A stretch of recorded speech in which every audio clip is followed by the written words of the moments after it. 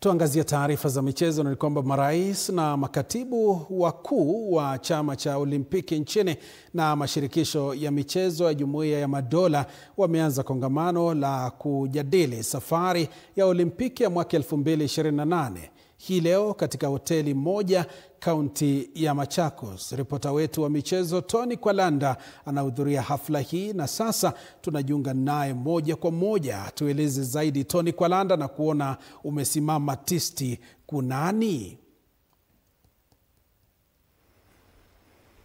Asante sana mwenzangu Onsare, kweli kabisa. Niko katika hoteli moja ya kifahari hapa kaunti ya Machakos na kongamano ama hafla ama mazungumzo ambayo yanajumuisha marais pamoja na makatibu wakuu kutoka kwa chama cha Olimpiki cha humu nchini NOC, pamoja na wale viongozi kutoka mashirikisho tofauti ya michezo ya humu nchini. Wanaanza kongamano lao hapa katika kaunti ya Machakos ama katika hoteli hii kuweza kuanza mazungumzo kuhusiana na safari ya kuelekea Los Angeles mwaka 2028.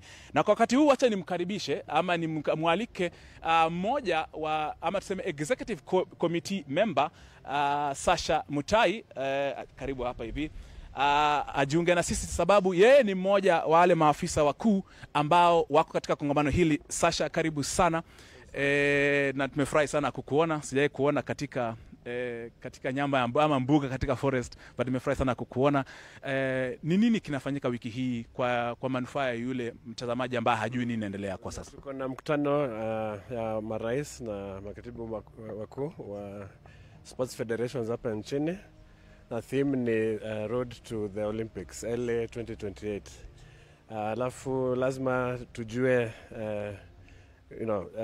pathways za kila federation vile wataqualify kwa Olimpiki. Lazima tujue mahitaji zao ili sisi kama NOC tunaweza kuwapatia usaidizi ili tufike tuwe na federations zaidi ya 6. Paris 2024 tulikuwa na federation 6 ambao walikuwa hapo kwa Olimpiki, lakini sasa tunataka tuwe na zaidi ya hiyo na pia kupata medali zaidi ya ile ambayo tulipata mwaka wa 2024.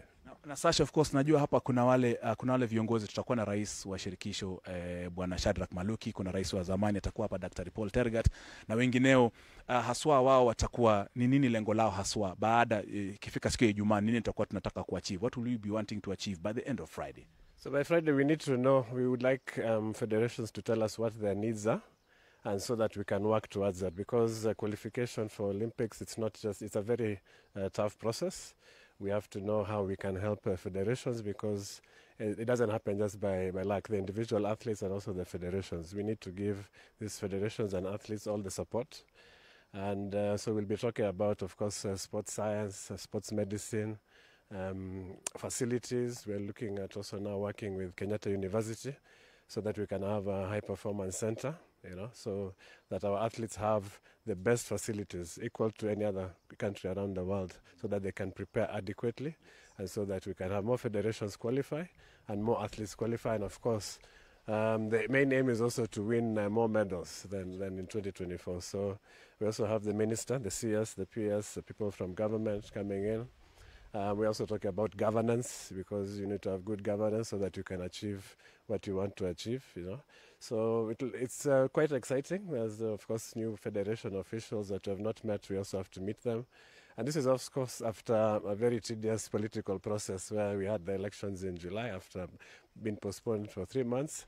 And now it's time to work. The politics is over. It's time to work, put our best foot forward so that we can have, it's all about the athletes. And we were talking about the new dawn in sports in Kenya. It is athlete-centered. So we'll also have athletes coming in and giving their point of view. And so it's a very high level, because the presidents and SGs are the ones who run federations. And so this is for them. Yeah. And of course, ya mwisho, swali langu la mwisho, Bwana Sasha Mutai, anakuwa kama unajiunga na sisi, tuko Machakos County tukizungumza kuhusiana na kongamano hili la chama cha Olimpiki cha NOC. Kuna michezo ambayo watu wengi hawajui. Kama nimesikia kuna shirikisho la lacrosse, kuna shirikisho la American football. Hizi michezo watu wengi wajui.